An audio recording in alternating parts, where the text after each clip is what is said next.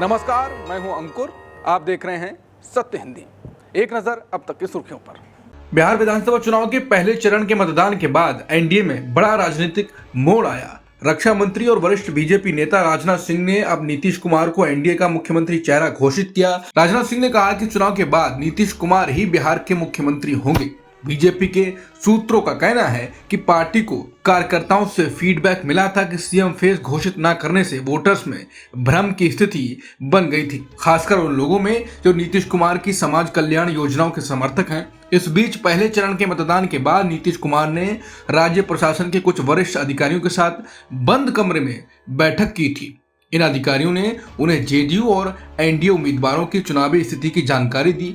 बताया जा रहा है कि बैठक में लोजपा और जेडीयू कार्यकर्ताओं के बीच कई सीटों पर तालमेल की बात भी सामने आई। गौरतलब है कि 2020 के विधानसभा चुनाव में चिराग पासवान ने जेडीयू के खिलाफ उम्मीदवार उतारे थे, जिससे नीतीश की पार्टी की 30 से ज्यादा सीटों पर नुकसान हुआ था। उधर शुक्रवार को गृहमंत्री अमित शाह ने भी बीजेपी नेताओं के साथ एक गोपनीय बैठक की। सूत्रों के मुताबिक शाह कुछ सीटों पर पार्टी की कमजोर स्थिति से नाराज थे और उन्होंने बदलाव की रणनीति पर जोर दिया। राजनीतिक विश्लेषक का कहना है कि इसी वजह से बीजेपी ने दूसरे चरण से पहले रणनीति बदली है।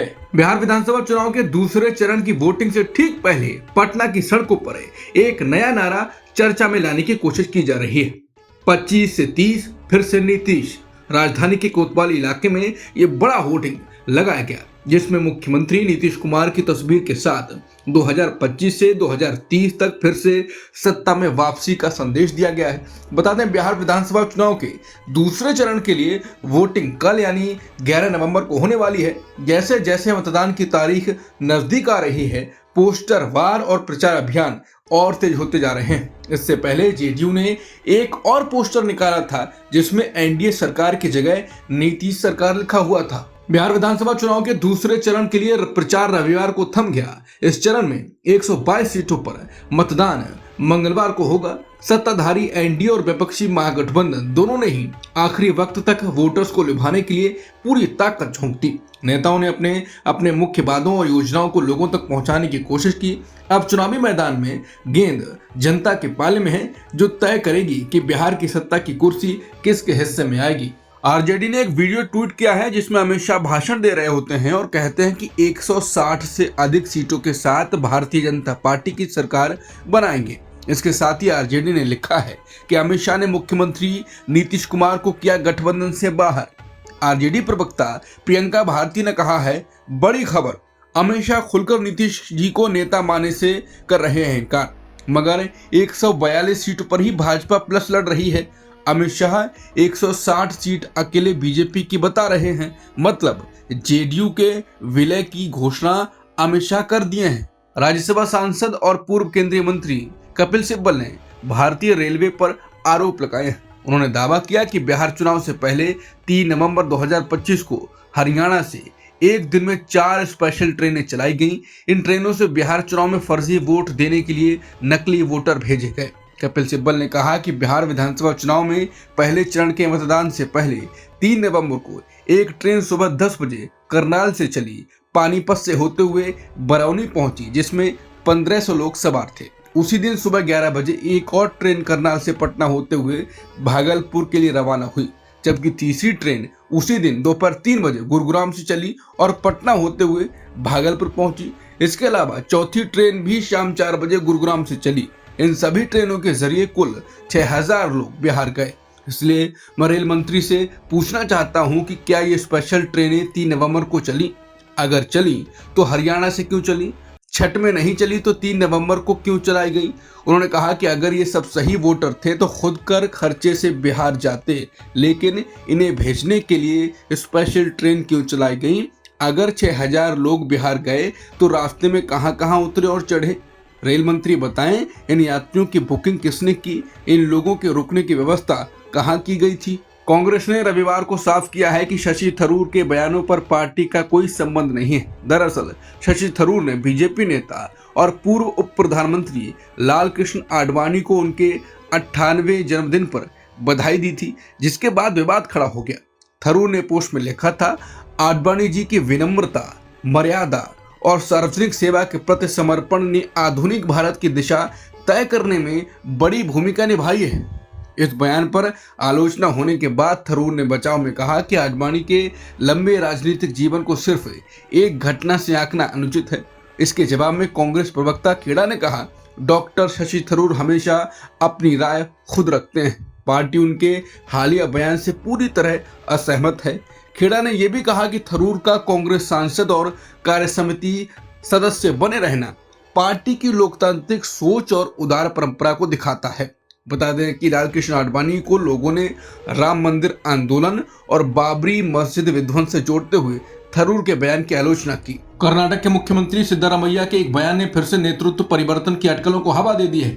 रविवार को कूडलगी में एक जनसभा के दौरान विकास योजनाओं का उद्घाटन करते हुए उन्होंने पहले कहा, मैं मुख्यमंत्री के रूप में काम करता रहूंगा, लेकिन कुछ ही पल बाद उप मुख्यमंत्री डीके शिव कुमार और मीडिया की ओर देखते हुए उन्होंने अपनी बात बदल दी और मेरी सरकार की जगह हमारी सरकार कहना शुरू कर दिया। उनके इस बदले हुए लहजे ने ध्यान खींचा क्योंकि कांग्रेस के अंदर नेतृत्व परिवर्तन को लेकर चल रही अफवाहें पहले से ही चर्चा में थी। हालांकि सिद्धारमैया और शिव कुमार दोनों ने किसी भी बदलाव की बात को सिरे से खारिज करते हुए कहा है कि सरकार पूरी तरह से स्थिर और एकजुट है। राजनीतिक एक्सपर्ट्स का मानना है कि सिद्धारमैया के इस बयान का समय और अंदाज दोनों ही कांग्रेस की छवि और राज्य की राजनीति पर असर डाल सकते हैं। राष्ट्रीय स्वयंसेवक संघ के सरसंघचालक मोहन भागवत ने साफ किया है कि आरएसएस को किसी रजिस्ट्रेशन की जरूरत नहीं है। भागवत ने कहा कि संघ एक व्यक्तियों का संगठन है और इसलिए इसे कानूनी रूप से रजिस्टर्ड कराने की कोई आवश्यकता नहीं पड़ती। उन्होंने ये बात रविवार को बेंगलुरु में हुए एक संवाद कार्यक्रम के दौरान कही, जहां बार बार आरएसएस के रजिस्ट्रेशन न होने को लेकर सवाल पूछे जा रहे थे। राष्ट्रीय स्वयंसेवक संघ के प्रमुख मोहन भागवत ने रविवार को कहा कि संघ में सभी धर्मों के लोग मुस्लिम और क्रिश्चियन सहित शामिल हो सकते हैं, लेकिन एकीकृत हिंदू समाज के हिस्से के रूप में। अपनी धार्मिक अलगाव की भावना को किनारे रखकर जब भागवत से पूछा गया कि क्या मुसलमानों को संघ में आने की अनुमति है, तो उन्होंने कहा, न ब्राह्मण की अनुमति है, न किसी जाति की, न मुस्लिम की, न क्रिश्चियन की। संघ में सिर्फ हिंदू आते हैं। हालांकि उन्होंने तुरंत स्पष्ट किया कि हर धर्म के अनुयायी संघ में स्वागत योग्य हैं, बशर्ते वे भारत माता के पुत्र के रूप में आए। भागवत के इस बयान को लेकर राजनीतिक हलकों में फिर से संघ की विचारधारा और समावेशिता पर चर्चा शुरू हो गई। दिल्ली में बढ़ते एयर पोल्यूशन के खिलाफ विरोध कर रहे लोगों को हिरासत में लेने पर राहुल गांधी ने सरकार की आलोचना की। उन्होंने एक्स पर कहा कि शांतिपूर्ण तरीके से साफ हवा की मांग करने वाले नागरिकों के साथ अपराधियों जैसा व्यवहार क्यों किया जा रहा है। दरअसल दिल्ली में प्रदूषण के खिलाफ रविवार को इंडिया गेट पर लोगों ने विरोध प्रदर्शन किया। शाम होते होते पुलिस ने लोगों को इंडिया गेट से हटाया। इस दौरान कई लोगों को डिटेन किया गया था। प्रदर्शनकारियों का कहना था कि सरकार ने प्रदूषण से निपटने की कोई प्लानिंग नहीं की। राहुल ने कहा कि वायु प्रदूषण करोड़ों भारतीयों को प्रभावित कर रहा है, हमारे बच्चों और हमारे देश के भविष्य को नुकसान पहुंचा रहा है, लेकिन वोट चोरी से सत्ता में आई सरकार को इसकी कोई परवाह नहीं है, ना ही वो इस संकट को हल करने का प्रयास कर रही है। हमें स्वच्छ हवा की मांग कर रहे नागरिकों पर हमला करने के बजाय वायु प्रदूषण पर अभी से निर्णायक कार्रवाई करने की जरूरत है। वहीं विरोध करने वालों में मौजूद पर्यावरण कार्यकर्ता भवरीन कंधारी ने कहा कि बच्चों की सेहत तेजी से बिगड़ रही है। हर तीसरे बच्चे के फेफड़े प्रदूषण से प्रभावित हैं।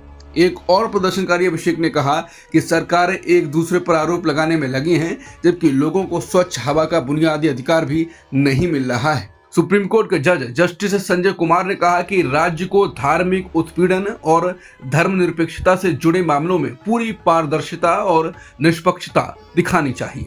उन्होंने कहा कि भारत का धर्मनिरपेक्षता का मॉडल अनोखा है, जहां सरकार किसी धर्म का पक्ष नहीं लेती और ना ही किसी धर्म के पालन या प्रचार के लिए सजा देती है। लेकिन जस्टिस कुमार ने यह भी माना कि सरकारी तंत्र चलाने वाले लोग अलग अलग धर्मों और समुदायों से आते हैं, इसलिए कई बार उनके व्यक्तिगत झुकाव उनके काम पर असर डाल सकते हैं। उन्होंने कहा कि राज्य की कार्यवाही में पारदर्शिता और निष्पक्षता साफ दिखनी चाहिए, खासकर उन मामलों में जो धर्मनिरपेक्षता या धार्मिक भेदभाव से जुड़े हों।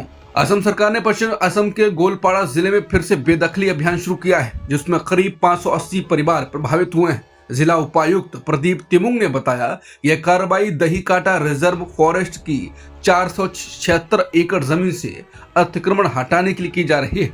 उन्होंने कहा कि सभी परिवारों को 15 दिन पहले नोटिस जारी किया गया था ताकि वो अपनी झुग्गियां और घर खाली कर दें। अधिकांश लोगों ने नोटिस मिलने के बाद ही इलाका छोड़ दिया और अब तक किसी तरह का विरोध नहीं हुआ। बेदखली अभियान सोमवार को भी जारी रहेगा। प्रभावित लोग, जो ज्यादातर बांग्ला बोलने वाले मुसलमान हैं, उनका कहना है वो कई दशकों से इस इलाके में रह रहे हैं और उनके पास जमीन के कागजात भी हैं।